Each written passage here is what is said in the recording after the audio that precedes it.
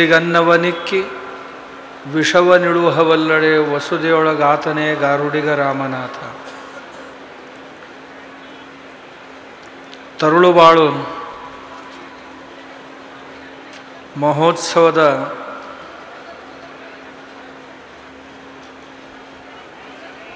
ನಿಮಿತ್ತದಲ್ಲಿ ನೆಲಜಲಗಳ ರಕ್ಷಣೆ ಹಾಗೂ ಸಂವರ್ಧನೆಯನ್ನು ಕುರಿತು ಆಯೋಜಿತ ಈ ಸಭೆಯ ಘನಸನ್ನಿಧಾನವನ್ನು ವಹಿಸಿಕೊಂಡಂಥ ಪೂಜ್ಯಪಾದರು ಪಾತಸ್ಮರಣೀಯರು ಈ ಇಡೀ ಕಾರ್ಯಕ್ರಮದ ಸರ್ವಸ್ವರಾದಂಥ ಸಿರಿಗೆರೆಯ ಜಗದ್ಗುರುಗಳಲ್ಲಿ ವಂದಿಸುತ್ತಾ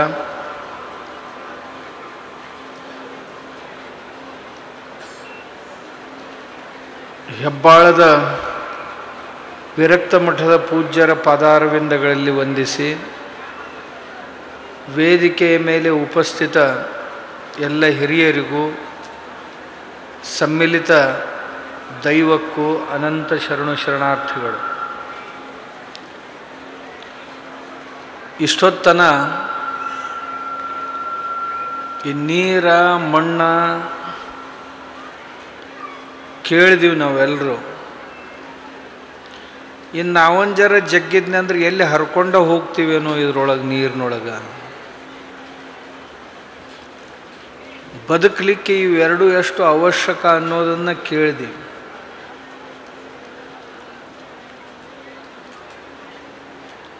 ಆಕಾಶದಿಂದ ಬಿದ್ದಂಥ ನೀರು ನಮ್ಮ ಮುಖ ನೋಡಿ ನಿಂದಿರಬೇಕಾಗಿತ್ತು. ಮನುಷ್ಯನ ನೋಡಿದ ಕೂಡಲೇ ಓಡಿ ಹೋಗಕ್ಕೆ ಶುರು ಮಾಡ್ತೈತೆ. ಇವನ ಕೈಯಾಗ ಸಿಕ್ಕರೆ ಮತ್ತೆ ನಮ್ಮನ್ನು ಏನು ಮಾಡಿ ಒಗದಾನು ಅನ್ನೋ ಭಯ ಆಗೈತೋ ಏನೋ ಆ ನೀರಿಗೆ. ಯಾಕಂದ್ರೆ ನಾವು ಮಾಡಿದಂಥ ಕೆಲಸ ನೋಡಿ ಅದು ಭಯ ಪಡ್ಲಿಕ್ಕೆ ಹತ್ತೈತೆ. ನೀರು ನಮ್ಮ ಕೈಯೊಳಗೆ ಸಿಕ್ತು ಅಂತಂದ್ರೆ ಅದನ್ನು ಡ್ರೈನೇಜ್ನೊಳಗೆ ಕನ್ವರ್ಟ್ ಮಾಡೋದ್ರಲ್ಲಿ ನಾವು ಭಾಳ ತಜ್ಞರಾಗಿದ್ದೀವಿ. ಆ ನೆಲವನ್ನು, ಆ ಭೂಮಿಯ ನೀರನ್ನು ಭೂಮಿಯಲ್ಲಿ ಇಂಗಿಸಿ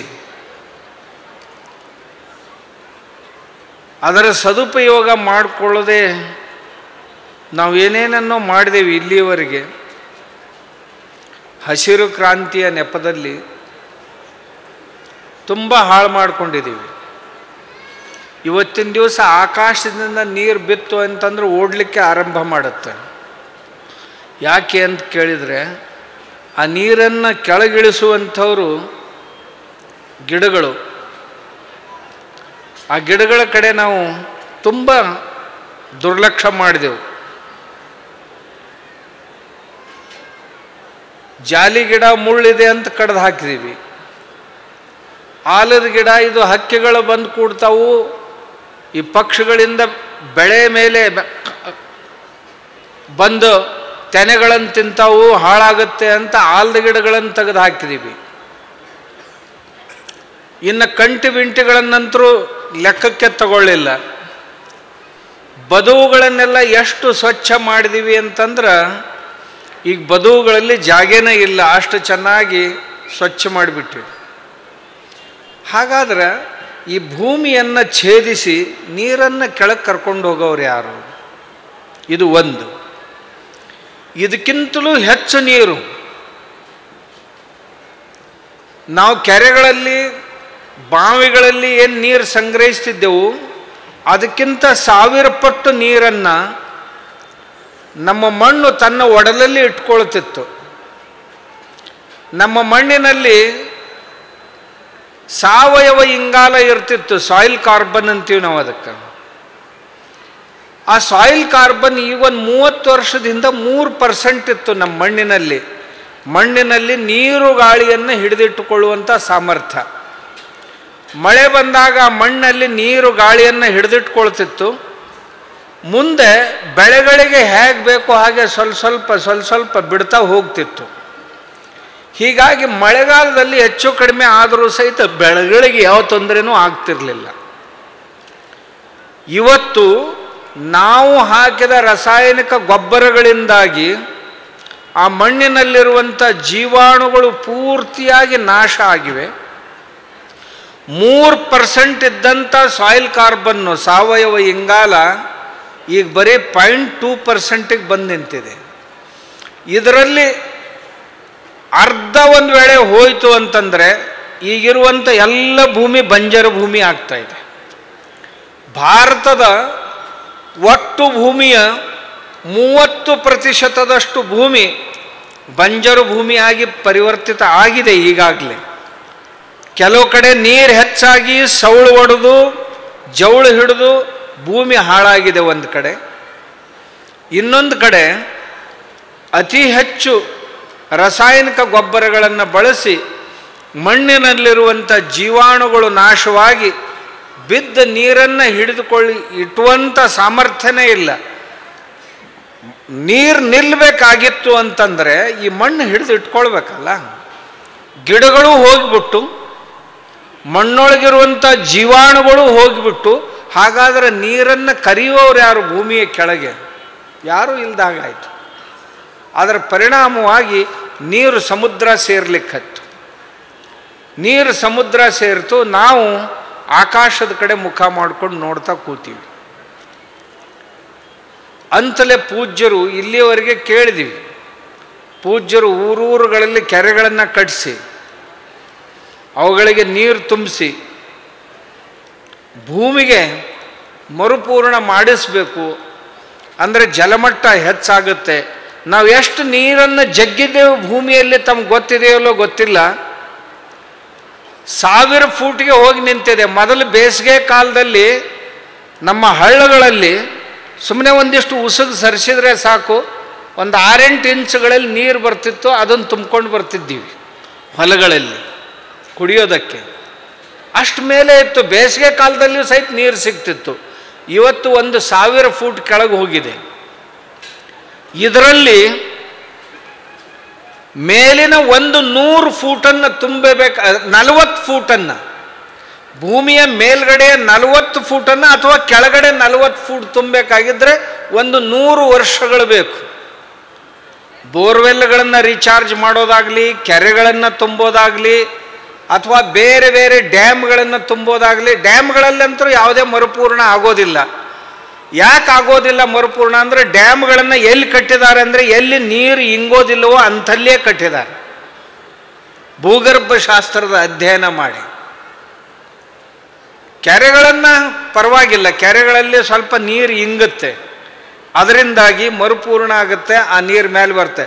40 ಫೀಟ್ ನೀರು ತುಂಬಲಿಕ್ಕೆ 100 ವರ್ಷಗಳು ಬೇಕಾಗ್ತಾವು ಅಂದ್ರೆ ನಾವು 1000 ಫೀಟ್ನವರೆಗೆ ನೀರನ್ನು ಕೆಳಗೆ ಕಳಿಸಿದ್ದೀವಿ.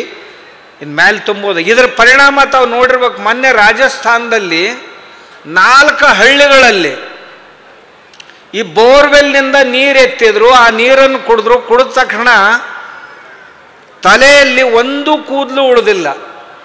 ಗಂಡಸರು ಹೆಂಗಸರು ಎಲ್ಲರೂ ಕೂದಲ ಕಳ್ಕೊಂಡಿದ್ದಾರೆ, ಎಲ್ಲರೂ ಬೋಳ್ನೆತ್ತಿಯವರಾಗಿದ್ದಾರೆ. ಇದೇ ಭಾಳ ದಿವಸ ಅಲ್ಲ, ಈಗ 1 ತಿಂಗಳ ಹಿಂದೆ ಆದಂಥ ಘಟನೆ ಇದು. ಯಾಕೆಂದರೆ ಇಷ್ಟು ಕೆಳಗಡೆ ಹೋದ ನಂತರ ನೀರು ಎಲ್ಲ ಆರ್ಸೆನಿಕ್ ಇರುತ್ತೆ, ವಿಷಮಯ ಇರುತ್ತೆ ಆ ನೀರು. ಅಲ್ಲಿ ನೀರಿನ ಅಂಶ ಉಳಿದಿರೋದಿಲ್ಲ, ಎಲ್ಲ ರಸಾಯನಗಳು ಬಂದು ಕೂಡಿರ್ತಾವೆ, ರಸಾಯನಗಳಿರ್ತಾವಲ್ಲಿ. ಅವು ನಮ್ಮ ಪ್ರಕೃತಿಗೆ ಕೆಲವೊಂದು ಬಾಧಕ ಕ್ರಿಯೆಗಳನ್ನು ಉಂಟು ಮಾಡಿ ನಮ್ಮ ಶರೀರದಲ್ಲಿರುವಂಥ ಕೆಲವೊಂದು ಖನಿಜಗಳನ್ನು ಹಾಳು ಮಾಡ್ತಾವು. ಕೆಲವೊಂದು ಖನಿಜಗಳನ್ನು ಅವಶ್ಯಕತೆಗಿಂತಲೂ ಅಧಿಕ ಹೆಚ್ಚು ಮಾಡಿ ನಮ್ಮ ಶರೀರದಲ್ಲಿ ಏರುಪೇರುಗಳನ್ನು ಉಂಟು ಮಾಡ್ತಾವು. ಅದರಿಂದ ನಮ್ಮ ಮಾನಸಿಕ ಅಸ್ವಸ್ಥತೆ ಉಂಟಾಗುತ್ತೆ. ನಾವು ಇದೇ ಉದಾಹರಣೆಗಳನ್ನು ದೇಶದ ಇನ್ನೂ ಹಲವು ಕಡೆ ನೋಡ್ತಾ ಇದ್ದೀವಿ. ಹಾಗಾದರೆ ಎಲ್ಲರೂ ನಾವು ಪ್ರತಿ ದಿವಸ ನೀರು ಜಗ್ತಾ, ಇಡೀ ನಮ್ಮ ದೇಶದ ನೀರಾವರಿಯಲ್ಲಿ 60% ನೀರಾವರಿ ಬೋರ್ವೆಲ್ಗಳ ಮೇಲೆ ನಡೆದಿದೆ. 40% ನೀರಾವರಿ ಮಾತ್ರ ನದಿಗಳ ಮೇಲೆ ನಡೆದಿದೆ. ಹಾಗಾದರೆ ಈ 60% ನೀರನ್ನು ನಾವೇನು ಜಕ್ಕೊಳ್ತೀವಿ, ಇದನ್ನು ತುಂಬುವವರು ಯಾರು? ಇದಕ್ಕೆ ಯಾರು ವ್ಯವಸ್ಥೆ ಮಾಡಬೇಕು? ಮಳೆ ಯಾವಾಗಲಾದರೂ ಅದು ಬಂತು ಅಂದರೆ ಬರುತ್ತೆ. ತಮಗೆ ಆಶ್ಚರ್ಯ ಅನ್ನಿಸ್ಬೋದು, ಬರುವ ದಿನಮಾನದಲ್ಲಿ ಈಗಿನ ದಿನಮಾನದಲ್ಲಿ ಮಳೆ ಅಕಾಲಿಕವಾಗಿದೆ, ಸಕಾಲಿಕವಾಗಿ ಬರ್ತಾ ಇಲ್ಲ. ಜೂನ್ 6ನೇ ತಾರೀಕಿಗೆ ಬರ್ತಿತ್ತು ಮೊದಲು, ನಿಶ್ಚಿತವಾಗಿ ಮೃಗ ನಕ್ಷತ್ರದಲ್ಲಿ ಮಳೆ ಬರ್ತಿತ್ತು, ಒಂದೊಂದು ಸಾರಿ ರೋಹಿಣಿ ನಕ್ಷತ್ರದಲ್ಲಿಯೂ ಬರ್ತಿತ್ತು.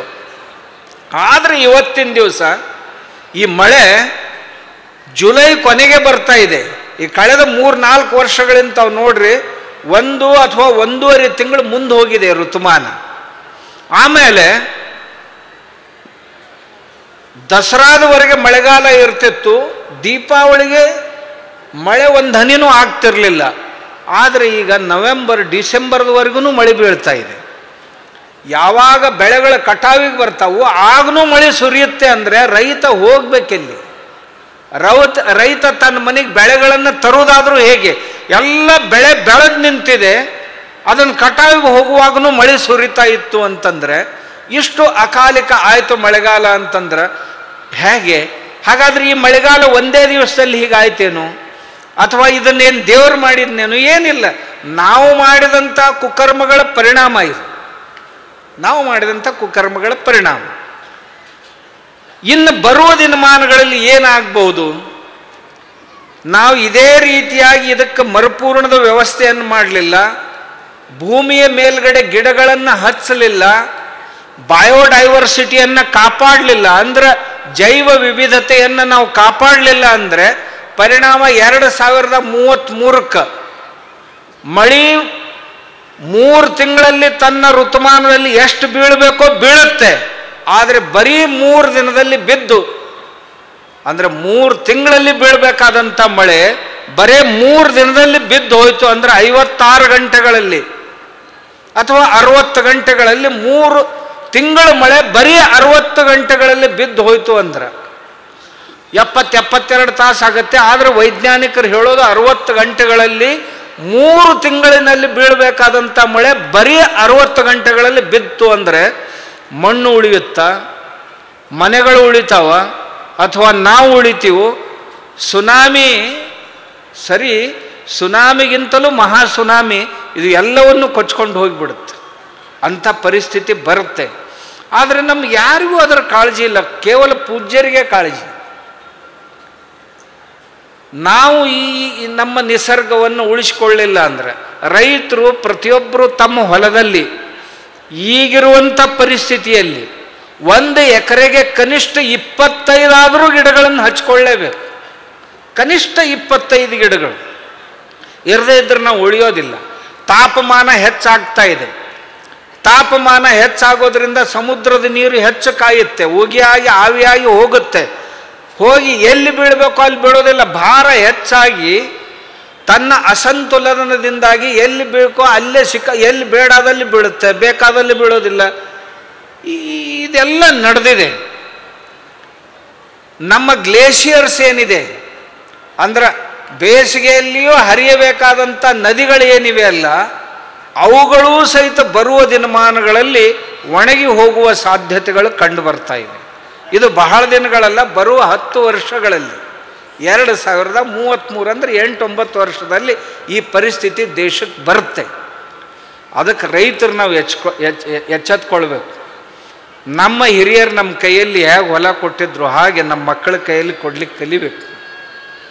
ನಮ್ಮ ಭೂಮಿಯನ್ನು ಫಲವತ್ತಾಗಿಸ್ಕೊಳ್ಬೇಕು, ಭೂಮಿಯನ್ನು ಫಲವತ್ತಾಗಿಸ್ಕೊಳ್ಬೇಕು. ಭೂಮಿಯಲ್ಲಿ ನೀರನ್ನು, ಮಣ್ಣನ್ನು ನಾವು ಸಶಕ್ತಗೊಳಿಸ್ಕೊಳ್ಬೇಕಾಗಿತ್ತು. ಮಣ್ಣಿನಲ್ಲಿ ಸಾವಯವ ಇಂಗಾಲಂದ್ರೆ ಸಾಯಿಲ್ ಕಾರ್ಬನ್ ಹೆಚ್ಚು ಮಾಡ್ಕೋಬೇಕಾಗಿತ್ತು. ಅಂದ್ರೆ ನೋಡಿ, ಒಂದು ಘನಫೂಟ್ನಲ್ಲಿ ಏನೂ ಇಲ್ಲ ಅಂತಂದ್ರೂ ಒಂದು 20-25 ಲೀಟ್ರ್ ನೀರು ಹಿಡಿದಿಡುವಂಥ ಸಾಮರ್ಥ್ಯ ಬರುತ್ತೆ. ಒಂದೇ ಘನಫೂಟ್ನಲ್ಲಿ 20-25 ಲೀಟ್ರ್ ನೀರು ಹಿಡಿದಿಡ್ಲಿಕ್ಕಾಗತ್ತೆ. ನಾವು ಹೀಗೆ 4 ಫೂಟು 6 ಫೂಟು 8 ಫೂಟು ನಮ್ಮ ಭೂಮಿಯಲ್ಲಿ ಹೇಗೆ ಸಾಮರ್ಥ್ಯ ಇದೆ ಅಷ್ಟನ್ನು ಈ ರೀತಿಯಾಗಿ ನಾವು ಮಾಡಿಕೊಂಡ್ರೆ, ನಾವು ಮಾಡಬೇಕಾದದ್ದು ಮೇಲೆ 1 ಫೂಟ್ನಲ್ಲಿ, ಅದರ ಕೆಳಗೆ ದೊಡ್ಡ ಸಾಮ್ರಾಜ್ಯ ಇದೆ, ಹುಳುಗಳದೊಂದು ಸಾಮ್ರಾಜ್ಯ ಇದೆ. ಅಡ್ಡ ಉದ್ದ ಛೇದಗಳನ್ನು ಮಾಡಿ ನೀರನ್ನು ತೆಳಗೆ ತಗೊಂಡು ಹೋಗುವಂಥ ಕೆಲಸವನ್ನು ಎರೆಹುಳುಗಳು ಮಾಡ್ತಾವೆ. ನಮ್ಮಲ್ಲಿ ಕೆಲವೊಂದು ಎರೆಹುಳುಗಳು ನೇರವಾಗಿ ಛಿದ್ರಗಳನ್ನು ಮಾಡ್ತಾವು, ಇನ್ನು ಕೆಲವೊಂದು ಎರೆಹುಳುಗಳು ಅಡ್ಡ ಛಿದ್ರವನ್ನು ಮಾಡ್ತಾವೆ. ಅವು ಮಾಡಿದರೆ ಸಿಮೆಂಟಿನ ಮನೆಗಳನ್ನು ಯಾವ ರೀತಿ ಗಟ್ಟಿಮುಟ್ಟಾಗಿ ಮಾಡಿರ್ತೀವಲ್ಲ ಆ ರೀತಿ ಮಾಡಿರ್ತಾವೆ. ಅದರ ಮುಖಾಂತರ ಗಾಳಿ ಮತ್ತು ನೀರು ಭೂಮಿಯಲ್ಲಿ ಇಳಿಯುತ್ತೆ. ನಾವೇನು ಮಾಡ್ತೀವಿ, ಟ್ರ್ಯಾಕ್ಟರ್ ಹಾಕಿ ಅವುಗಳ ವಸಾಹತನ್ನು ಉದ್ಧ್ವಸ್ತಗೊಳಿಸ್ತಾ ಇದ್ದೀವಿ. ನಾವು ಯಾವುದೇ ಬೆಳೆ ಬೆಳೆದರೂ ಸಹಿತ 8 ಇಂಚಿನ ಕೆಳಗೆ ಯಾವ ಬೇರುಗಳು ಹೋಗೋದಿಲ್ಲ. ಹಾಗಾದರೆ 8 ಇಂಚಿನ ಕೆಳಗಡೆ ಬೇಸಾಯ ಮಾಡುವ ಅವಶ್ಯಕತೆ ಏನೂ ಇರೋದಿಲ್ಲ. ಏನೋ ರೈತನಿಗೊಂದು ಹುಚ್ಚು, ಇನ್ನಷ್ಟು ಕೆಳಗೆ ಹಾಕು ಇನ್ನಷ್ಟು ಕೆಳಗೆ ಹಾಕು ಅಂತ ಸಿಂಗಲ್ ಪಲ್ಟಿ ಹಾಕಿ ಫೂಟು 1.5 ಫೂಟ್ ಗಟ್ಟಲೆ ಭೂಮಿ ಹಡ್ತಾನೆ. ಅದರಿಂದ ಪ್ರಯೋಜನ ಏನೂ ಇಲ್ಲ, ಮಣ್ಣು ಮಾತ್ರ ಹಾಳಾಗಿ ಹೋಗುತ್ತೆ. ಬಿಸಿಲು ಬಡಿತು ಅಂತಂದ್ರೆ ಮಣ್ಣು ಪುಡಿ ಪುಡಿ ಪುಡಿ ಪುಡಿ ಆಗಿ ಗಾಳಿಯಿಂದ ಹಾರಿ ಹೋಗುತ್ತೆ. ಒಂದು ಸಣ್ಣ ಮಳೆ ಬಂದರೂ ಸಾಕು ಮಣ್ಣು ಕೊಚ್ಕೊಂಡು ಹೋಗಿಬಿಡುತ್ತೆ. 1 ಇಂಚ್ ಮಣ್ಣು ತಯಾರಾಗಲಿಕ್ಕೆ 1 ಲಕ್ಷ ವರ್ಷಗಳು ಬೇಕಾಗ್ತವೆ ಅನ್ನೋದನ್ನು ರೈತ ಚೆನ್ನಾಗಿ ನೆನಪಿನಲ್ಲಿ ಇಟ್ಕೋಬೇಕು. 1 ಇಂಚು ಅಂದ್ರೆ ಕಲ್ಲಿನಿಂದ ಮಣ್ಣು ತಯಾರಾಗಲಿಕ್ಕೆ 1 ಇಂಚ್ ಮಣ್ಣು ತಯಾರಾಗಲಿಕ್ಕೆ 1 ಲಕ್ಷ ವರ್ಷಗಳು ಬೇಕು. ನಾವು ಏನು ಮಾಡದೆ ಒಂದೇ ಮಳೆಗಾಲದಲ್ಲಿ 4 ಇಂಚು ಮಣ್ಣು ಹರಿದು ಹೋಗುವಂತೆ ಮಾಡಿದೀವಿ ಅಂದ್ರೆ ನಮಗೆ ಮಣ್ಣಿನ ಬೆಲೆನೇ ಗೊತ್ತಿಲ್ಲ ಅಂತ. ನಾವು ಬದುಕಿದ್ದೇ ಮಣ್ಣಿನ ಮೇಲೆ, ನೀರಿನ ಮೇಲೆ. ಆ ಮಣ್ಣಿನ ಮಹತ್ವ, ನೀರಿನ ಮಹತ್ವ ನಮಗೆ ತಿಳಿಲಿಲ್ಲ ಅಂದ್ರೆ ನಾವು ಮುಂದಿನ ಪೀಳಿಗೆಗೆ ಏನು ಕೊಟ್ಟು ಹೋಗೋರು, ಮುಂದಿನ ಪೀಳಿಗೆ ತಿನ್ನೋದೇನು, ಉಣ್ಣೋದೇನು, ಇದನ್ನು ನಾವು ವಿಚಾರ ಮಾಡಬೇಕು ಅಂತಾನೆ ಪೂಜ್ಯರು ಇವತ್ತೆಲ್ಲ ದೇಶದಲ್ಲಿ ಬಹುದೊಡ್ಡ ವ್ಯಕ್ತಿಗಳನ್ನು ಇಲ್ಲಿ ಕರೆಸಿದ್ದಾರೆ. ಇದರಲ್ಲೆಲ್ಲ ಕೆಲಸ ಮಾಡಿದವರನ್ನು ಕರೆಸಿ ನಮಗೆ ತಿಳುವಳಿಕೆ ಹೇಳಬೇಕು ಅಂತ ಕರೆಸಿದ್ದಾರೆ.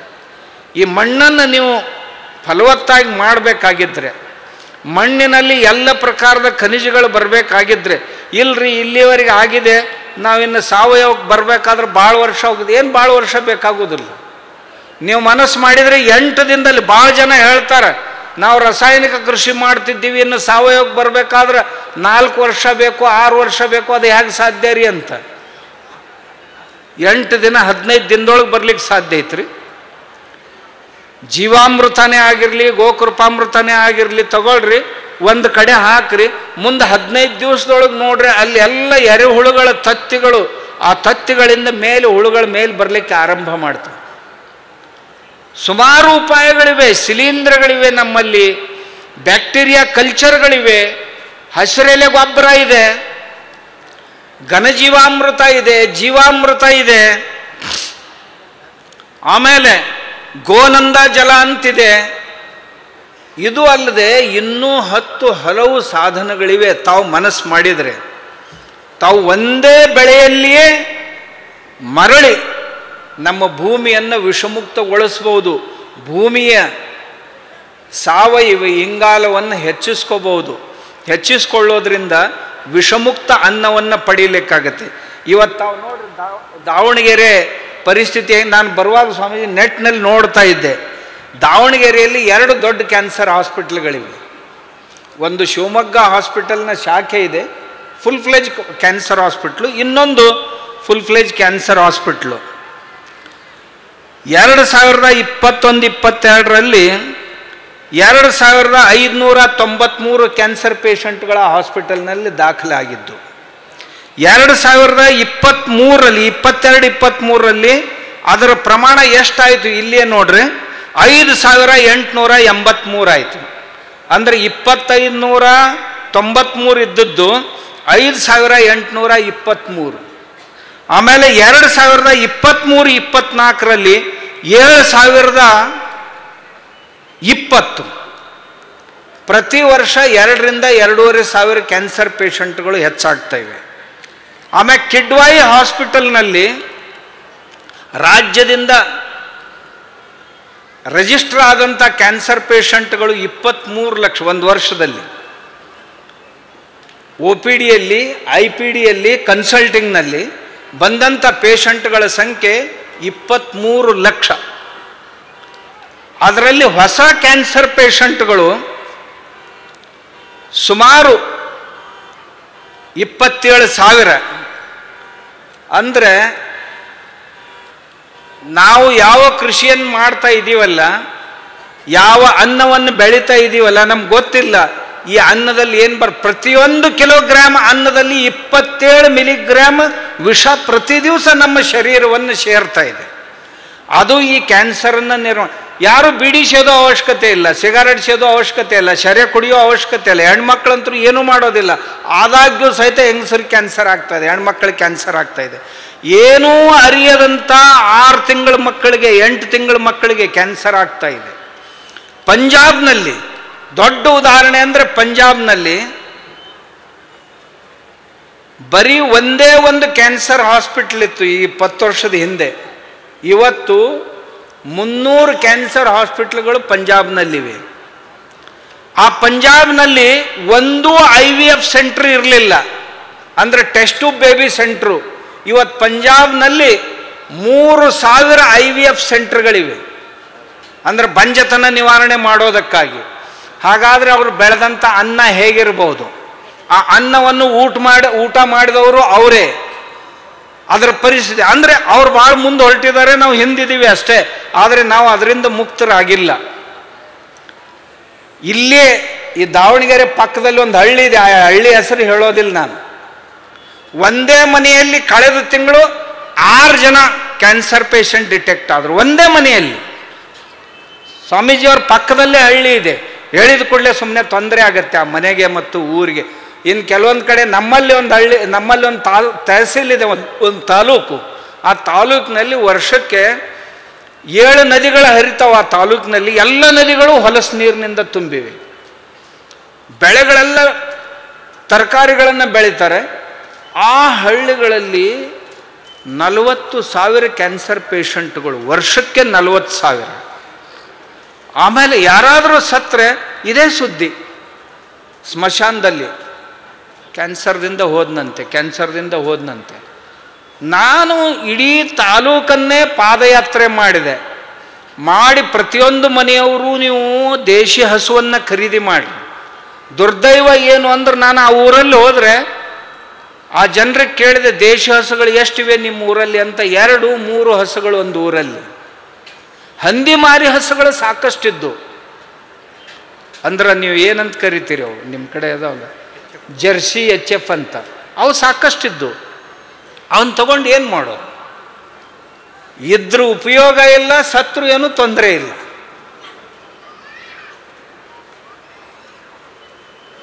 ಇಡೀ 57 ಗ್ರಾಮಗಳನ್ನು ನಾನು ಪಾದಯಾತ್ರೆ ಮಾಡಿ ಹಳ್ಳಿಗೆ ಅವ್ರಿಗೆ ತಿಳಿಸಿ ಹೇಳಿದೆ.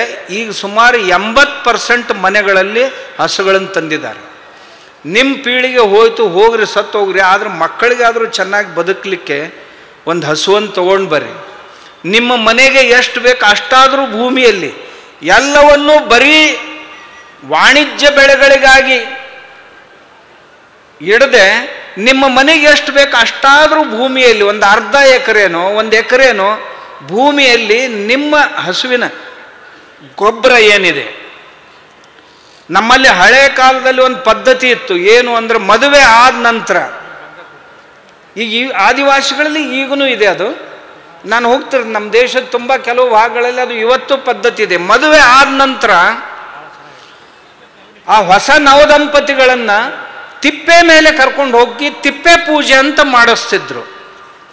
ತಿಪ್ಪೆ ಪೂಜೆ ಮಾಡಿಸಿ ಹೇಳ್ತಿದ್ರು, ತಮ್ಮ ಈ ತಿಪ್ಪೆಯನ್ನು ಎಷ್ಟು ಸಮೃದ್ಧವಾಗಿ ಇಟ್ಕೊಳ್ತೀಯಲ್ಲ ಅಷ್ಟು ನೀನು, ಇವಳು ನಮ್ಮ ಮನೆಯ ಲಕ್ಷ್ಮಿ, ಈ ತಿಪ್ಪೆ ನಮ್ಮ ಮನೆಯ ಲಕ್ಷ್ಮಿ, ಮಹಾಲಕ್ಷ್ಮಿ, ಇವಳನ್ನು ಎಷ್ಟು ಚೆನ್ನಾಗಿ ನೀನು ಕಾಪಾಡ್ತೀಯಲ್ಲ ಅಷ್ಟು ಶ್ರೀಮಂತನಾಗ್ತಿ ಅಂತ ಆ ನವದಂಪತಿಗಳಿಗೆ ಹೇಳ್ತಿದ್ರು. ಯಾಕೆ? ಈ ತಿಪ್ಪೆ ಗೊಬ್ಬರ ಹೊಲದಲ್ಲಿ ಹೋಗುತ್ತೆ, ಅವಾಗ ಒಳ್ಳೆ ಬೆಳೆ ಬರುತ್ತೆ, ಒಳ್ಳೆ ಬೆಳೆ ಬಂತು ಅಂದರೆ ನಿನ್ನ ಮನೆ ಕಪಾಟು ತುಂಬುತ್ತೆ ಅಂತ ನಮ್ಮಲ್ಲಿ ಪದ್ಧತಿಗಳಿದ್ದು. ಈ ಊರಲ್ಲಿ ಯಾರ ಮನೆಯಲ್ಲೂ ತಿಪ್ಪೆಗಳಿಲ್ಲ. ತಿಪ್ಪೆಗಳಿಲ್ದಂಥ ಹೊಲ ಹೇಗಾಗತ್ರಿ? ರೈತರು ಅಂದರೆ ಈಗ ಮನೆಯಲ್ಲಿ ಇರದೇ ಇದ್ರೆ ಊರಲ್ಲಿ ಊರ ದಂಡೆಗೆ ತಿಪ್ಪೆಗಳು ಇರ್ತಿದ್ದು. ಈಗ ಮನೆಯಲ್ಲಿ ಒಲೆಗಳೇ ಇಲ್ಲ, ದನಗಳೂ ಇಲ್ಲ. ಆದರೆ ಆದವನು ಕನಿಷ್ಠ 2 ದನಗಳನ್ನು ಕಟ್ಟಬೇಕು ಮನೆಯಲ್ಲಿ. ಸಗಣಿ ಮೂತ್ರ ಬೀಳ್ಬೇಕು ಮನೆಯಲ್ಲಿ, ಅದನ್ನು ಒಯ್ದು ತಿಪ್ಪೆಗೆ ಹಾಕಬೇಕು. ಅದರ ಜೊತೆ ಇನ್ನಷ್ಟು ಬಯೋಮಾಸ್ ಹಾಕಬೇಕು. ಹಾಕಿ ಒಳ್ಳೆ ಗೊಬ್ಬರ ತಯಾರು ಮಾಡಬೇಕು. ಮಾಡಿ ಹೊಲಕ್ಕೆ ಹಾಕಿದರೆ ಯಾವ ಪೆಸ್ಟಿಸೈಡ್ಗಳನ್ನು ಬೆಳೆಸೋ ಅವಶ್ಯಕತೆ ಇಲ್ಲ, ಯಾವುದನ್ನು ಹಾಕೋ ಅವಶ್ಯಕತೆ ಇಲ್ಲ. ಬೆಳೆಗಳು ತುಂಬ ಚೆನ್ನಾಗಿ ಬರ್ತಾವೆ. ಆಮೇಲೆ ಸತ್ವಯುತವಾದಂಥ ಬೆಳೆ ಬರ್ತಾವೆ. ನಿಮಗೆ ಅದಕ್ಕಿಂತಲೂ ಬೇಗ ಮಾಡಬೇಕಾಗಿತ್ತು ಅಂದ್ರೆ ಒಂದು ಉಪಾಯ ಹೇಳ್ತೇನೆ. ಒಂದು 30 kg ಇದಕ್ಕಿಂತಲೂ ಬೇಗ ನಿಮ್ಮ ಹೊಲ ಚೆನ್ನಾಗಿ ಮಾಡಬೇಕಾಗಿತ್ತು ಅಂದರೆ ಒಂದು 30 kg ಬೇವಿನ ಬೀಜ, ಒಂದು 10 kg ಕಡಲೆ ಹಿಟ್ಟು, ಒಂದು 2 kg ಬೆಲ್ಲ, ಆಮೇಲೆ ಬೇರೆ 3 ಥರದ ಯಾವುದೇ ಬೇಳೆ ಕಾಳುಗಳನ್ನು ಬೀಸಿ ಅದರ ಹಿಟ್ಟನ್ನು 2 kg ಇದರಲ್ಲಿ ಹಾಕಿ ಇವನ್ನೆಲ್ಲ ಚೆನ್ನಾಗಿ ಸೇರಿಸಿ ಒಂದು ಬ್ಯಾರೆಲ್ನಲ್ಲಿ ಹಾಕಿ ಉಳಿದ ಭಾಗವನ್ನು ಗೋಕೃಪಾಮೃತದಿಂದ ಅಥವಾ ಜೀವಾಮೃತದಿಂದ ತುಂಬಿಬಿಡ್ರಿ. ತುಂಬಿ 1 ತಿಂಗಳು ಹಾಗೆ ಇಟ್ಟು ಬಿಡ್ರಿ. 1 ತಿಂಗಳ ನಂತರ ಇದು ಸುಮಾರು ನಿಮಗೆ 1 ಎಕರೆಗೆ ಆಗುವಷ್ಟು ದ್ರಾವಣ ತಯಾರಾಗುತ್ತೆ. ಈ ದ್ರಾವಣವನ್ನು ನಿಮ್ಮ ಭೂಮಿಗೆ ನೀವು ಒಂದು ವೇಳೆ ಕೊಟ್ರಿ ಅಂದ್ರೆ ನಿಮ್ಮ ಭೂಮಿಯಲ್ಲಿ ಯಾವ ಪೋಷಕಾಂಶಗಳ ಕೊರತೆ ಇದೆಯೋ ಆ ಎಲ್ಲ ಪೋಷಕಾಂಶಗಳನ್ನು ತುಂಬುವ ಸಾಮರ್ಥ್ಯ ಇಷ್ಟರಲ್ಲಿದೆ. ತಾವು ಎಷ್ಟೋ ಖರ್ಚು ಮಾಡಿ ಏನೇನೋ ಹಾಕ್ತಿರಿ ಭೂಮಿಗೆ, ಆದರೆ ಎಲ್ಲ ಪೋಷಕಾಂಶಗಳನ್ನು ಪೂರೈಸುವ ಸಾಮರ್ಥ್ಯ ಇದರಲ್ಲಿ ಬರುತ್ತೆ. ಅದಕ್ಕೆ ಇದೆಲ್ಲಕ್ಕಿಂತಲೂ ಮುಖ್ಯವಾಗಿ ಭೂಮಿಗೆ ಸಗಣಿ ಬೇಕು. ಸಗಣಿ ಬೇಕು. ಮನೆಯಲ್ಲಿ 1-2 ದೇಶಿ ಹಸುಗಳು ಬೇಕು. ಹಸುಗಳಿದ್ರೇ ಅದು ಒಕ್ಕಲಿಗರ ಮನೆ, ರೈತರ ಮನೆ. ಇರದೇ ಇದ್ದರೆ ಏನು ಮಾಡೋದು? ರೈತರ ಮನೆಯಲ್ಲಿ 2 ಹಸುಗಳಿದ್ದು ಅಂತಂದರೆ ಸ್ವಲ್ಪ 1 ಲೀಟ್ರ್ 2 ಲೀಟ್ರ್ ಹಾಲು ಕೊಡ್ತಿದ್ದು, ಹಾಲು ಮೊಸರು ಬರ್ತಿತ್ತು ಅಂದರೆ ಅದನ್ನು ಉಣ್ತಿದ್ರು ಅಂದರೆ ಮನೆಯಲ್ಲಿ ಯಾವ ರೋಗಗಳು ಬರೋದಿಲ್ಲ. ಯಾವ ರೋಗಗಳು ಬರೋದಿಲ್ಲ. ಹೆಣ್ಮಕ್ಕಳಿಗೆ ಎನಿಮಿಯಾ ಅಂತ ರೋಗ ಇರುತ್ತೆ. ಅವರು ಹಿಮೋಗ್ಲೋಬಿನ್ ಯಾವಾಗಲೂ 10 ದಾಟೋದಿಲ್ಲ, 10 ಒಳಗೆ ಇರುತ್ತೆ. ಚಿಕ್ಕ ಪುಟ್ಟ ರೋಗಗಳು ಸಹಿತ ತಕ್ಷಣ ಅವ್ರನ್ನ ಹಿಡ್ಕೊಂಡು ಬಿಡ್ತಾವೆ. ಯಾಕೆಂದರೆ ಅವರಲ್ಲಿ ಶರೀರದಲ್ಲಿ ರಕ್ತ ಕಡಿಮೆ ಇದೆ. ಹಾಗಾದರೆ ಈ ರಕ್ತ ಹೆಚ್ಚಾಗೋದಕ್ಕೆ ಏನು ಮಾಡಬೇಕು? ದಿನಾಲೂ 1 ಗ್ಲಾಸ್ ಮಜ್ಜಿಗೆ ಕುಡಿಬೇಕು ತಾಯಂದಿರು. ಮಜ್ಜಿಗೆ ಕುಡಿದ್ರೆ ಕ್ಯಾಲ್ಸಿಯಂ ಸಿಗುತ್ತೆ. ಕ್ಯಾಲ್ಸಿಯಂನಿಂದ ನಮ್ಮ ಎಲುವುಗಳು ಗಟ್ಟಿ ಆಗ್ತಾವು. ಎಲುವುಗಳು ಗಟ್ಟಿ ಆಗೋದ್ರಿಂದ ರಕ್ತದ ಉತ್ಪತ್ತಿ ಚೆನ್ನಾಗಿದೆ. ರಕ್ತ ತಯಾರಾಗೋದು ನಮ್ಮ ಒಳ್ಳೆಯ ಎಲುವುಗಳಿಂದ, ಗಟ್ಟಿಯಾದಂಥ ಎಲುವುಗಳಿಂದ. ಎಲುವುಗಳನ್ನು ಗಟ್ಟಿಗೊಳಿಸ್ಲಿಕ್ಕೆ ಕ್ಯಾಲ್ಸಿಯಂ ಬೇಕು, ಅದು ಮಜ್ಜಿಗೆಯಲ್ಲಿ ಸಿಗುತ್ತೆ. ಯಾವುದೇ ರೈತರು ಸಹಿತ ಮಜ್ಜಿಗೆ ರೊಟ್ಟಿ ಮಜ್ಜಿಗೆ ಮುದ್ದೆ ನಾವು ಊಟ ಮಾಡ್ತಾ ಇದ್ರಿ ಅಂತಂದ್ರೆ ನಿಮ್ಮ ಮನೆಯ ಸಮೀಪನೂ ಯಾವ ರೋಗಗಳು ಬರಲಿಕ್ಕೆ ಸಾಧ್ಯ ಇಲ್ಲ. ಹೀಗಿದೆ. ಆದ್ದರಿಂದ ತಾವು ಏನು ಮುಂದಿನ ಪೀಳಿಗೆ ಚೆನ್ನಾಗಿರಬೇಕು ಅಂತ ಅನಿಸಿದ್ರೆ, ಏನು ಗುರುಗಳೇ ಇದ್ದಾದರೂ ಏನು ಮಾಡೋದು, ಹೊರಟು ಹೋಗ್ತೀವಿ ಸಾಕು ಅಂತ ಅನಿಸಿದ್ರೆ ಏನೂ ಮಾಡೋದು ಬೇಡ. ಈಗೇನು ಹಾಕ್ತಾ ಇದ್ದೀರಲ್ಲ, ಇನ್ನೊಂದು 10 ಚೀಲ ಹೆಚ್ಚು ಹಾಕ್ರಿ. ಆಮ್ಯಾಗ ಈಗ ಯಾವ ಹಂದಿ ಮಾರಿ ಹಸುಗಳನ್ನು ಕಟ್ಟಿದಿರಲ್ಲ, ಇನ್ನೊಂದು 10 ತಂದು ಕಟ್ರಿ. ಮಕ್ಕಳಾಗೋದೇ ನಿಂತು ಹೋಗುತ್ತೆ. ನಾನು ಹೇಳೋದಿಲ್ಲ ಇದನ್ನು. ಆಸ್ಟ್ರೇಲಿಯಾ ಮತ್ತು ನ್ಯೂಜಿಲ್ಯಾಂಡದ ವಿಜ್ಞಾನಿಗಳು ಹೇಳ್ಯಾರ. ನಾವು ಏನೋ ಹೇಳಿದರೂ ಸಹಿತ ಅದು ಮೂಢನಂಬಿಕೆ ಅಂತ ಅನ್ನುವಂಥ ಚಟ ನಮ್ಮಲ್ಲಿ ಭಾಳ ಮಂದಿಗೆ ಬಿದ್ದೈತೆ. ಭಾರತೀಯರು ಏನಾದರೂ ಹೇಳಿದರು, ಅದರಲ್ಲಿ ಸ್ವಾಮಿಗಳು ಹೇಳಿದ್ರು ಇಂಥದ್ದಂದ್ರೆ ಅದು ಕಂದಾಚಾರ, ಮೂಢನಂಬಿಕೆ.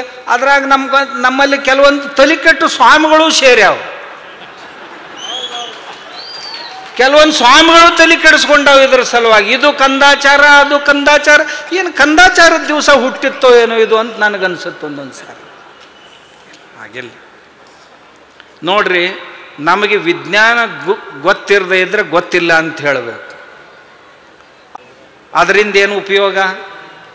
ಅದೇನ ಎಷ್ಟು ಕೊಡುತ್ತೆ? ಅದರಲ್ಲಿ ಇದರಲ್ಲಿ ಏನಂತರ, ಅದು ಅದನ್ನೇ ತಿನ್ನುತ್ತೆ, ಇದು ಅದನ್ನೇ ತಿನ್ನುತ್ತೆ. ಇವತ್ತು ನಾನು ಹೋಗಿದ್ದೆ, ಸುವರ್ಣ ನ್ಯೂಸ್ನಲ್ಲಿ ಒಂದು ಸಂದರ್ಶನ ಇತ್ತು. ಅಲ್ಲೊಬ್ಬ ಬಂದಿದ್ದ, ಇದು ಅದನ್ನೇ ತಿನ್ನುತ್ತೆ, ಅದು ಅದನ್ನೇ ತಿನ್ನುತ್ತೆ, ಇದು 4 ಕಾಲಿಂದು, ಅದು 4 ಕಾಲಿಂದ. ನಾನು ಹೇಳಿದೆ, RMP ಡಾಕ್ಟ್ರನೂ ಇರ್ತಾನೆ ಊರಲ್ಲಿ, BMS BHMS ಎಲ್ರಿಗೂ ಡಾಕ್ಟ್ರೇ ಅಂತಾರೆ ಊರವರು. ಆಮೇಲೆ MBBSನವನಿಗೂ ಡಾಕ್ಟ್ರ್ ಅಂತಾರೆ, MD MS ಮಾಡಿದವನಿಗೂ ಡಾಕ್ಟ್ರ್ ಅಂತಾರೆ. ಆಮೇಲೆ ಸೂಪರ್ ಸ್ಪೆಷಾಲಿಸ್ಟ್ ಮಾಡಿದವನಿಗೂ, ಅವನು 18 ವರ್ಷ ಕಲ್ತಿರ್ತಾನೆ, ಅವನಿಗೂ ಡಾಕ್ಟ್ರ್ ಅಂತಾರೆ. ಹಾಗಾದ್ರೆ ಇವರೆಲ್ಲರೂ ಈಕ್ವಲ್ನಾ? ನಾನು ಕೇಳಿದವ್ರು, ಇವರೆಲ್ಲರೂ ಈಕ್ವಲ್ನಾ? ಎಲ್ಲರೂ ಡಾಕ್ಟ್ರೇ ಅಂತೆ. ಹಾಗಾದ್ರೆ ಈಕ್ವಲ್. ಆದ್ದರಿಂದ ಈ ಜರ್ಸಿ ಹಸು, ದೇಶಿ ಹಸುಗಳಲ್ಲಿ ಅಂತರನೇ ಇಲ್ಲ. ಜರ್ಸಿ ದೇಶಿ ಹಸುಗಳು, ನಾನು ಒಂದು ಕಾಲಕ್ಕೆ 100 ಜರ್ಸಿ ಹಸುಗಳನ್ನು ಸಾಕಿದ್ದೆ. ಅದರ ಅನುಭವ ನನಗಿದೆ. ಅದನ್ನು ಭೂಮಿಗಾಗಿ ಅದರ ಗೊಬ್ಬರವನ್ನು ಬಳಸಿದ್ದೀನಿ ನಾನು. ನನ್ನ ಹತ್ರ 100 ಎಮ್ಮೆಗಳಿದ್ದು ದಿವಸಕ್ಕೆ 20 ಲೀಟ್ರ್ ಹಾಲು ಕೊಡುವಂಥ ಎಮ್ಮೆಗಳು, ಜರ್ಸಿ ಹಸುಗಳು ದಿವಸಕ್ಕೆ 30 ಲೀಟ್ರ್ ಹಾಲು ಕೊಡುವಂಥ ಹಸುಗಳು, ಇವನ್ನೆಲ್ಲ ಮಾಡೇ ನಾನು ಇಲ್ಲಿಗೆ ಬಂದಿದ್ದೀನಿ. ಇವತ್ತು ನನ್ನ ಹತ್ರ ಒಂದು 1000-1500 ದೇಶಿ ಹಸುಗಳಿವೆ. ಏನೂ ಕೊರತೆ ಇಲ್ಲ. ದಿನ 1,50,000 ಖರ್ಚಿದೆ, ಆದರೆ ಎಂದೂ ಕಡಿಮೆ ಬಿದ್ದಿಲ್ಲ. ಆ ಹಸುಗಳೇ ನನ್ನನ್ನು ಸಾಕ್ತಾವೆ, ನಾನು ಹಸುಗಳನ್ನು ಸಾಕಿಲ್ಲ. ರೈತರಾದವರು, ರೈತರ ಮನ್ಯಾಗ ಹಸುಗಳಿಲ್ಲ ಅಂದ್ರೆ ಅದೆಂಥ ರೈತನ ಮನೆ, ತಿಪ್ಪೆ ಇರದಿದ್ರೆ ಅದೆಂಥ ರೈತನ ಮನೆ, ಅದು ಕಾಳು ಕಡಿ ನಿಟ್ಟು ಇರದೇ ಇದ್ರೆ ಅದೆಂಥ ರೈತನ ಮನೆ. ಏನು ದಾರದ ಬಾಟ್ಲಿ ಅವನ ಮನೆಯೊಳಗೆ? ನಾವು ರೈತರು ಬೆಳಗ್ಗೆ ಸಾಯಂಕಾಲ ಇದ್ರೊಳಗೆ ಸಿಗುತ್ತೆ ಅಂತ ತಿಳ್ಕೊಂಡೇನು, ಮನೆಯಲ್ಲಿ ಅದನ್ನಿಟ್ರೆ ಅದು ರೈತನ ಮನೆ ಆಗುತ್ತೇನು? ಭಾಳ ಜನ ರೈತರ ಮನೆಯೊಳಗೆ ಬಾಟ್ಲಿ ಬರ್ತಾ ಇವೆ ಇತ್ತೀಚೆಗೆ. ಯಾಕಂದ್ರೆ ಇದ್ರೊಳಗೆ ಏನೇನೋ ಸಿಗ್ತಾ ಇವೆ, ಮಾಡ್ತಾಯಿದ್ದೀವಿ. ಇಲ್ಲ ರೀ, ರೈತರ ಲಕ್ಷಣನೇ ಇದು. ರೈತರು ಹೀಗಿರಲಿಲ್ಲ. ರೈತರು ಚೆನ್ನಾಗಿ ಹಾಲು, ಮೊಸರು, ಮಜ್ಜಿಗೆ, ತುಪ್ಪ ಊಟ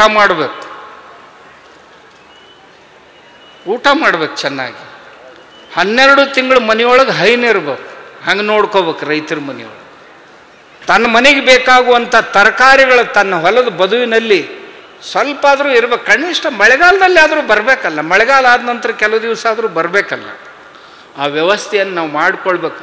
ಹಾಗಿದ್ರೇ ನಾವು ರೈತರು. ನಮ್ಮ ಹಿತ್ತಲದಲ್ಲಿ ಒಂದು 10 ಬದನೆ ಗಿಡ, ಒಂದು 4-6 ಟೊಮೆಟೊ, ಒಂದು 10 ಮೆಣಸಿನ ಗಿಡ, ಒಂದು 3-4 ಬಳ್ಳಿಗಳು ಏನಾದರೂ ತಮಗೆ ಆಶ್ಚರ್ಯ ಅನ್ನಿಸ್ಬೋದು. ನಾನೊಂದು ಸೋರೆಕಾಯಿ ಬಳ್ಳಿ ಹಾಕಿದೆ, 13 ಎಲೆಗಳು ಬಂದ ತಕ್ಷಣ ಅದನ್ನು ಕಟಿಂಗ್ ಮಾಡಿಬಿಡೋದು, ಪಕ್ಕದಲ್ಲಿ ಬರ್ತವೆ. 13 ಎಲೆ ಬಂದ ತಕ್ಷಣ ಕಟ್ ಮಾಡೋದು, ಹೀಗೆ 3 ಸಾರಿ ಮಾಡೋದು. ಆ ಬಳ್ಳಿಗೊಂದು ಹಂದ್ರ ಹಾಕಿ ಚೆನ್ನಾಗಿ, ಆಮೇಲೆ ಆ ಬಳ್ಳಿಗೆ ಸ್ವಲ್ಪ ಈ ಬೇವಿನ ಹಿಂಡಿ, ಮುಸುರೆ ನೀರು, ಸಗಣಿ ಗೊಬ್ಬರ ಚೆನ್ನಾಗಿ ಹಾಕಿಬಿಡ್ರಿ. 1 ಸೋರೆ ಬೆಳ್ಳಿ 1,000 ಕಾಯಿಗಳನ್ನು ಕೊಡುತ್ತೆ. 1,000 ಕಾಯಿಗಳನ್ನು. 1 ಹಾಗಲು ಬೆಳ್ಳಿ 1,000 ಕಾಯಿ ಕೊಡುತ್ತೆ. 1 ಹೀರಿಕಾಯಿ ಬೆಳ್ಳಿ 1,000 ಹೀರಿಕಾಯಿ ಕೊಡುತ್ತೆ. ಒಂದೇ ಸಾಕ್ರಿ. ನಮಗಿಷ್ಟು ಮಾಡ್ಕೊಳ್ಳಿಕ್ಕೆ ಆಗದೆ ಇದ್ರೆ ದೇವರೇ ಕಾಪಾಡ್ಬೇಕಪ್ಪ, ಇನ್ನು ಮತ್ತೆ ಯಾರೂ ಕಾಪಾಡೋಕ್ಕೆ ಸಾಧ್ಯ ಇಲ್ಲ. ಈ ರೈತರನ್ನು ದೇವರೇ ಕಾಪಾಡ್ಬೇಕು, ಮತ್ತೆ ಯಾರೂ ಕಾಪಾಡ್ಲಿಕ್ಕೆ ಸಾಧ್ಯ ಇಲ್ಲ. ನಮ್ಮ ಹೊಲ ಇದ್ದು, ನಮ್ಮ ಮನೆ ಇದ್ದು, ನಾವು ಚೀಲ ತಗೊಂಡು ಭಿಕ್ಷುಕರಂಗೆ ಹೋಗಿ ಅಂಗಡಿ ಮುಂದೆ ನಿಂದಿರ್ತೀವಿ ಅಂತಂದ್ರೆ ಇದಕ್ಕಿಂತಲೂ ಕೆಟ್ಟ ಪರಿಸ್ಥಿತಿ ಬರಬಾರ್ದು ರೈತರಿಗೆ. ಹೊಲ ಇಲ್ದವ್ರು ಹೋಗಿ ತರಲಿ ನಡೀತೈತಿ, ಹೊಲ ಇದ್ದವ್ರು ಹೋಗಿ ಭಿಕ್ಷುಕರು ನಿಂತಂಗೆ ಅಂಗಡಿ ಮುಂದೆ ನಿಂದ್ರದು ಇದೇನು ಒಳ್ಳೆಯ ಲಕ್ಷಣ ಅಲ್ಲ. ಅದಕ್ಕೆ ದಯವಿಟ್ಟು ಪ್ರಾರ್ಥನೆ ಏನು ತಮ್ಮಲ್ಲಿ ಅಂದ್ರೆ, ತಮ್ಮ ಮನೆಗೆ ಬೇಕಾಗುವಷ್ಟಾದ್ರೂ ಸಾವಯವ ಮಾಡಿಕೊಂಡು ಈ ರೋಗಗಳಿಂದ ದೂರ ಇರಬೇಕಂತಾನೆ ಪೂಜ್ಯರು ಇದರಲ್ಲಿ ಇರುವಂಥ ತಜ್ಞರನ್ನು ಕರೆಸಿದ್ದಾರೆ. ನಾನು ಕಳೆದ ವರ್ಷವೂ ಪೂಜ್ಯರು ನನಗೆ ಆದೇಶ ಮಾಡಿದ್ರು, ನನಗೆ ಆಗಿರಲಿಲ್ಲ ಬರಲಿಕ್ಕೆ. ಈ ವರ್ಷ ಪೂಜ್ಯರು ಮತ್ತೆ ಹೇಳಿದರು, ಮೇಲಿನ ಮೇಲೆ ಹೇಳಿಸ್ಕೊಂಡ್ರೆ ಅದು ಒಳ್ಳೆಯ ಹುಡುಗರ ಲಕ್ಷಣ ಅಲ್ಲ, ಒಳ್ಳೆಯ ವ್ಯಕ್ತಿ ಲಕ್ಷಣ ಅಲ್ಲ. 1 ಸಾರಿ ಬಿಟ್ಟು 2 ಸಾರಿ 3 ಸಾರಿ ಹೇಳಿದರೆ ಈ ಮನುಷ್ಯಗೆ ಹೇಳಿದ್ದೇನು ತಿಳಿಯುತ್ತೋ ಇಲ್ಲೋ ಅಂತ ಅನ್ನಬಾರ್ದು ಅಂತ ತಿಳ್ಕೊಂಡು ಪೂಜ್ಯರ ದರ್ಶನ ಮಾಡ್ಕೊಂಡು ಹೋದ್ರಾತು ಅಂತ ಬಂದೆ. ನಾನು ಹತ್ತಿ ಹಣ್ಣಿಗೆ ಬಂದು ಸಿಕ್ಕೆಲೆ ಪಿಕ್ಕಳೆ ಅಂತ ಸಿಕ್ಕೊಂಡೆ ಇವತ್ತು. ಆದರೆ ಇಷ್ಟೆಲ್ಲ ಜನರು ದರ್ಶನ ಮಾಡಿಸಿದ್ರು ಪೂಜ್ಯರು. ಎಲ್ಲಕ್ಕೂ ಮಿಗಿಲಾಗಿ ನಿಮ್ಮದೆಲ್ಲ ದರ್ಶನ ಮಾಡಿಸಿದ್ರು. ನನ್ನ ದೇವರಂದ್ರೆ ನೀವು. ರೈತರನ್ನ ಬಿಟ್ಟರೆ ಮತ್ತೆ ಯಾವುದೇ, ಅನ್ನದೇವರ ಮುಂದೆ ಇನ್ನೂ ದೇವರುಂಟೆ, ಅನ್ನದಾತರ ಮುಂದೆ ಇನ್ಯಾವುದಾತರೂ ಇಲ್ಲ ಅಂತಾನೆ ಅಪ್ಪಗಳು ಹಗಲು ರಾತ್ರಿ ಪೂಜ್ಯರು ತಮ್ಮ ಸಲುವಾಗಿ ಏನೇನು ಮಾಡಿದ್ರು ಇಷ್ಟೊತ್ತನ್ನು ಎಲ್ಲ ಹೇಳಿದರು. ಅವ್ರ ಬಗ್ಗೆ ನಾನು ಹೇಳೋದು ಯಾಕೋ ಸರಿ ಅನ್ಸಲ್ಲ. ನಾನು ಸಣ್ಣವನು, ಅವ್ರ ಎದುರಿಗೆ ಗುರುಗಳನ್ನು ಸ್ತುತಿ ಮಾಡೋದು ಯಾಕೋ ನನಗೆ ಹಿಡಿಸ್ತಾ ಇಲ್ಲ. ಅವರಿಗೆ ಶಿರಸ ವಂದಿಸೋದೇ ಸಾಕು ಇಷ್ಟು ಅಂತ ನನ್ನ ಅಭಿಪ್ರಾಯ. ಅವರು ಮಾಡಿದಂಥ ಕಾರ್ಯ, ಮಾಡ್ತಾ ಇರುವಂಥ ಕಾರ್ಯ, ಹಗಲು ಇರುಳು ಮಠವನ್ನು ಸಮಾಜಾಭಿಮುಖವಾಗಿ ಹೇಗೆ ತಗೊಂಡು ಹೋಗಬೇಕು ಅನ್ನೋ ನನ್ನ ಅರ್ಥದಲ್ಲಿ ಇವತ್ತಿನ ಮಠಗಳು, ಮಠಾಧಿಪತಿಗಳು ಹೇಗೆ ನಡ್ಕೊಂಡು ಹೋಗಬೇಕು ಅನ್ನೋದಕ್ಕೆ ಯಾವುದಾದ್ರೂ ಒಂದು ಆದರ್ಶ ಮಠ ಇದ್ದರೆ ಅದು ಸಿರಿಗೆರೆಯ ಮಠ. ಇಷ್ಟೇ ನನಗನ್ಸುತ್ತೆ. ಈ ಪೂಜ್ಯರ ಪ್ರೇರಣೆ ಪಡೆದು ತಾವು ಸಾಗ್ತಾ ಇರುವಂಥ ತಾವೆಲ್ಲರೂ ಧನ್ಯರು ಅಂತ ನಾನು ಭಾವಿಸಿದ್ದೀನಿ. ಇನ್ನೊಂದು, ಪೂಜ್ಯರ ಸಂಸ್ಕಾರ ತಮ್ಮ ಮೇಲೆ ನೋಡಿ ನನಗೆ ಆಶ್ಚರ್ಯ ಅನ್ನಿಸ್ತು. 6 ಗಂಟೆಗೆ ಬಂದು ಕೂತಿದ್ದೀರಿ, ಈಗ 11 ಗಂಟೆ 20 ನಿಮಿಷ ಆಯಿತು. ಒಬ್ಬರು ಒಳಗಾಡಿಲ್ಲ ಇದ್ರೊಳಗಿನವ್ರು. ಹೊರಗೆದ್ದವ್ರು ಒಂಜಾರು ಹೋಗಿ ಊಟ ಮಾಡಿ ಬಂದಾರೆ. ಪಾಪ ನೀವು ಯಾರೂ ಒಬ್ಬರು ಒಳಗಾಡಲಿಲ್ಲ ಮತ್ತು ಬೇಜಾರನೂ ಮಾಡ್ಕೊಂಡಿಲ್ಲ. ಪೂಜ್ಯರು ತಂದು ಹಚ್ಚಾರಂದ್ರೆ ಎಂಥವ್ರು ಯಾಕೆ ಇರೋಲ್ರಪ್ಪ ಅವ್ರ ಮಾತು ಕೇಳೋಣ ಅಂತಕ್ಕಂಥ ನಿಮ್ಮದು ಮನಸ್ಸು ಎಷ್ಟು ದೊಡ್ಡದ್ರಿ. ಇದಕ್ಕಿಂತ ಇನ್ನೇನು ಕಲಿಬೇಕು? ಗುರುಗಳು ಇಷ್ಟು ನಿರ್ಮಾಣ ಮಾಡ್ಯಾರಲ್ಲ. ಆದ್ದರಿಂದ ಪೂಜ್ಯರಿಗೆ ನಾನು ಪ್ರಣಾಮಗಳನ್ನು ಹೇಳಿ ನನ್ನ